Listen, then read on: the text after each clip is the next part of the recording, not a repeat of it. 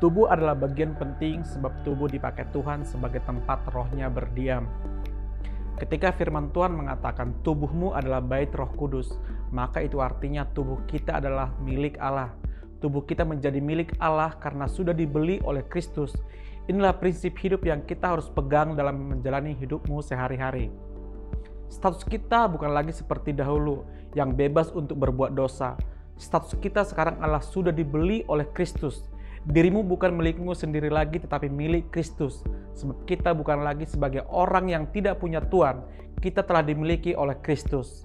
Artinya adalah diri kita bukan milik kita lagi, kita sudah menjadi milik Tuhan. Karena itu marilah jaga tubuh kita agar Allah berkenan berdiam di dalamnya.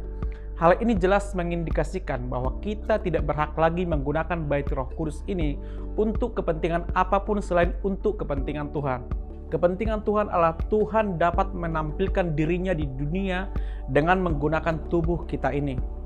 Ini bukan sesuatu yang sederhana dan mudah sebab masih banyak orang Kristen yang masih tidak menyadari bahwa hidupnya sepenuhnya sudah dimiliki oleh Tuhan, sehingga hal ini mengakibatkan nyaris tidak ada orang yang menggunakan seluruh gerak hidupnya. Dalam hal ini seluruh tubuhnya menjadi alat peraga Tuhan untuk menampilkan karakter-karakter anak-anak kerajaan surga yang serupa dan segambar dengannya.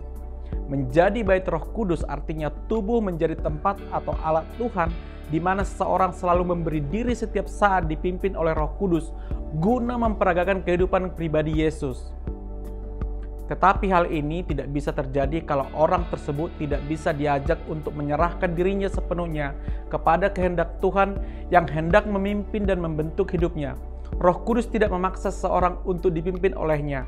Kalau seseorang tidak rela tubuhnya dipimpin dan dikuasai Roh Kudus untuk memperagakan teladan kehidupan yang pernah ditampilkan Tuhan Yesus, maka Roh Kudus tidak memaksanya sama sekali. Kalau seseorang tidak rela ditebus oleh darah Tuhan Yesus, berarti tubuhnya tidak menjadi milik Tuhan. Ini berarti ia masih memiliki dirinya sendiri. Sebenarnya dengan sikap seperti ini, ia telah memberontak terhadap Tuhan. Tuhan yang menciptakan manusia, Tuhan juga yang berhak mengambil kembali apa yang dimilikinya. Saat kita membeli sebuah barang atau jasa, kita punya hak penuh atas barang atau jasa itu. Tak seorang pun suka jika rumahnya kotor dan berantakan.